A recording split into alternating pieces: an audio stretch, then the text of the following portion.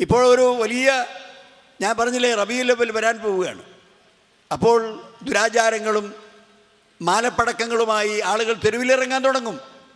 സഹോദരന്മാരെ, ഇത് നടത്തുന്ന ആളുകൾക്ക് തന്നെ ഉറപ്പാണ് അത് പ്രവാചകൻ്റെ കാലത്തുണ്ടായിരുന്ന ഒരു സുന്നത്തല്ല. എത്രമാത്രം പ്രവാചകനോട് സ്നേഹമുണ്ടായിരുന്നു എന്ന് ഞാൻ ഉദാഹരണം പറഞ്ഞു.